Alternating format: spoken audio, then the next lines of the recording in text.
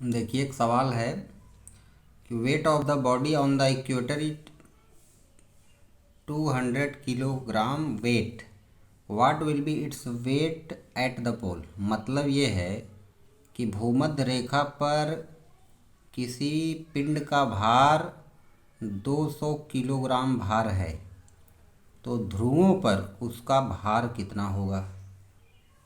तो ध्रुवों पर उसका भार निकालना है। भूमध्य रेखा पर 200 किलोग्राम भार दिया है, तो चूंकि भूमध्य रेखा पर जो है गुरुत्वीय त्वरण जी का मान 9.78 मीटर प्रति सेकंड स्क्वायर होता है, तो इसलिए हम सूत्र जानते हैं कि भार W यानी weight W equal to mg होता है। m आपका मास है, द्रव्यमान है, तो W के स्थान पे हम ये 200 लिख देंगे। 200 m g का मान इक्वेटर पर 9.78 यानी 9.78 मीटर पर सेकंड स्क्वायर है, इसको लिख देंगे।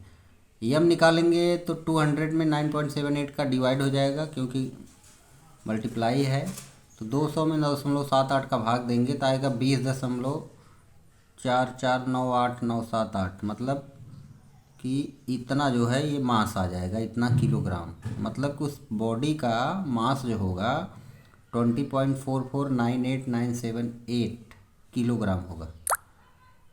अब हम जानते हैं कि हम क्या जानते हैं, since G equal to 9.83 on the pole, यानी स्मॉल जी का जो मान होता है पोल पर 9.83 मीटर पर सेकंड स्क्वायर होता है।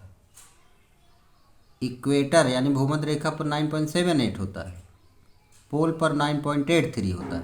तो पोल पर हमें डब्लू निकालना है, तो डब्लू इक्वल टू हो जाएगा एम जी।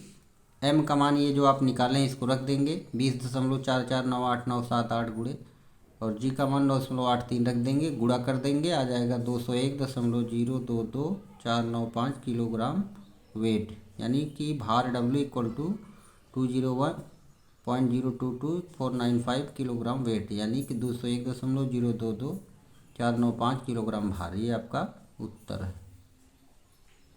धन्यवाद।